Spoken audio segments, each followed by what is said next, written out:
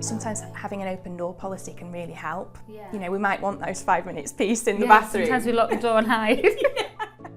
But if you can involve them and kind of role model, then that's a really good foundation.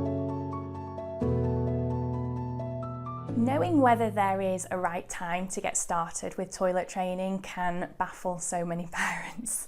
I don't know if you found the same. Yeah, it baffled me, it baffles my friends, and then they ask me because I've done it, 3 times now, but I'm still clueless. I think there's lots of pressure to get started with this milestone, and actually if you do start before your child is physically and emotionally ready, it will be an uphill struggle for everybody. I like to basically look out for a few signs, and not any given age in particular, just that the child is showing an understanding, a basic understanding of what's happening with their body. They might even start just tugging at their nappy. That shows that whilst they might not have known what they were doing, but they've started to notice a difference in the way it feels on their skin. Like they can sense it's wet. Exactly, yeah.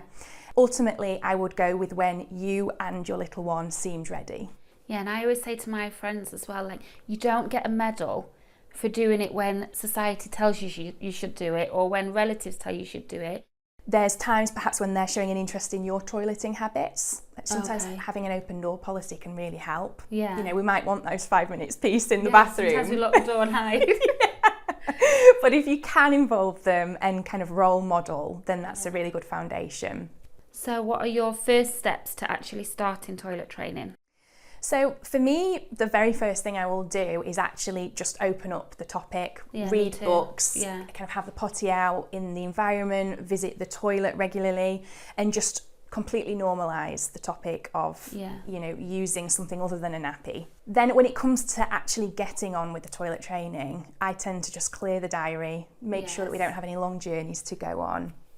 And no weddings to attend or parties. Definitely not, no. And then it's really important that we, even in those very first days, that we're allowing them to connect to what's happening.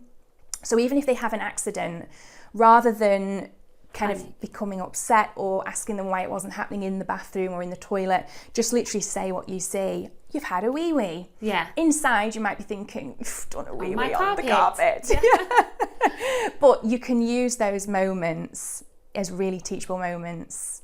So I try every now and again to actually initiate a toilet trip, whether that means that they're coming with me or that I just pop them on the toilet with no pressure. They don't have to do anything, but just for them to get into that habit of going and it becoming a part of their day-to-day life.